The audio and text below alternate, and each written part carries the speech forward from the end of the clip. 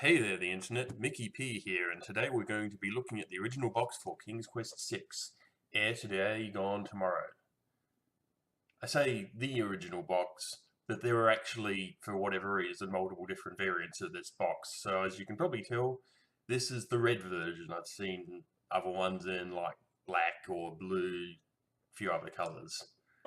King's Quest VI was probably the best of the King's Quests, helped by the fact that it was co-designed by Jane Jensen, who later created Gabriel Knight, as well as Roberta Williams, who designed the whole series. And when I was a child, I remember playing it with my sister and my dad, and it was a source of a lot of fond memories for us. So let's take a look at the box, and then we'll open it up and see what's inside. So on the front, we've got the title in this nice sort of gold, shiny text, and the picture of Prince Alexander encountering the Minotaur in the labyrinth. Hashtag spoilers if you didn't know that had happened, but considering they put it on the box, I guess they don't think it's much of a spoiler. In the top left, we've got this little badge thing advertising that this is the best-selling computer game series of all time, with over 1.5 million King's Quests sold. I'm guessing these days that number wouldn't be quite as impressive, but back in the 90s, 1.5 million must have been a pretty big number. These were like real best-selling games back in the day, but I feel like in recent years they've kind of fallen by the wayside for whatever reason. Even among nostalgia for adventure games, people seem more interested in the LucasArts stuff like Monkey Island rather than the stuff that Sierra put out. Another thing I like about this front cover is it's got Roberta Williams' name there at the bottom, like an author on a book cover, which is kind of interesting considering that she was only the co-designer of this game, but I guess she was like the name, and as the designer of the entire series, I can see why they emphasize her name over the co-designers. So we'll turn it around to the side, and we see we've got that lovely picture of Princess Cosima sitting in the tower, as well as the nice little promo thing from Computer Gaming World. The other thing I think is cool about the side is the way Sierra was doing their system requirements at the time.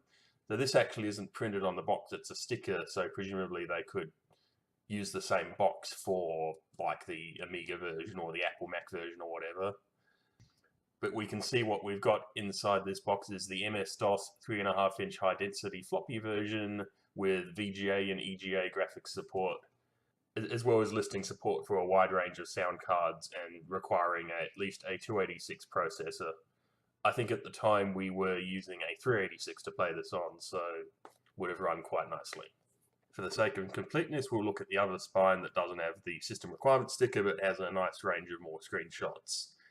I think the range of screenshots they've chosen here really shows off all the different sort of environments you find in this game, like we've got that garden on the Isle of Wonder with the gate to Chessboard Land. Anyone who's played this knows exactly what I'm talking about. We'll take a look at the back of the box now and we'll see it's got the blurb at the top, an adventure so vast you may never experience it all. One of the things about this game that was a big deal was how it had a lot of different paths through the games, and the ending could be quite different depending on how good you did at it, like whether you'd found all of the things and got all of the points. These days there's kind of a trend to have choices in games that are then reflected during the ending, and this game did it back in 1992. So arguably you could say it's kind of a pioneer of that. I'll just give you a closer look at the box, and of course we have at the bottom the picture of the designer, Roberta Williams. I still think it's cool that designers got their photo on boxes back then.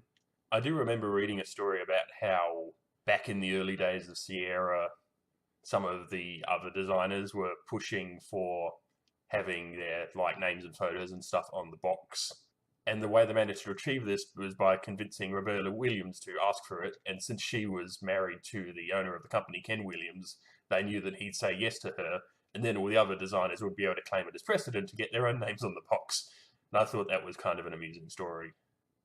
You can see a list of all the different features in this game, including over 2 hours of original music. Soundtrack of this game is absolutely fantastic. And one of the particularly notable things about it is the song Girl in the Tower, which we'll be able to talk about more later. That pretty much covers the outside of the box, so now let's have a look at the inside. I find it kind of interesting that at this point Sierra was doing their boxes with sort of a thin printed sleeve and then the plain cardboard box inside. I'm guessing this was for cost purposes because they could just make a million of these and have every game in them and do the printing on a much cheaper piece of cardboard. Let's have a look what's actually inside. First thing you'll see is a total of 9 floppy disks. And yes, I've tested them all to get copies of all the data on them, and they do all work, which is lucky because magnetic media doesn't have the best lifespan. 9 floppy disks, which back in the day would have taken quite a while to install off. If you're young and don't know, each of these holds about 1.4 megabytes of data, and it reads excruciatingly slowly. So this game over 9 disks would have been like less than 20 megs of actual game, but was huge for the time, and now it's kind of a joke how small it is. We'll put the floppy disks to one side and now have a look at the actual interesting bits in the box. First up, we have the guidebook to the Land of the Green Isles. This is the sort of in-character book, and it's amazing. It's basically written as like a sort of travelogue type guidebook thing to the Land of the Green Isles that Alexander visits in the game, as well as having the all-important hints for how to beat the copy protection. It's also got a lot of flavor text and in-universe background material, and I remember when I was a kid, it was just like the coolest thing ever, this book. I'll just flip through it to give you a better look at what's inside. I love the illustrations in this, it's really nice.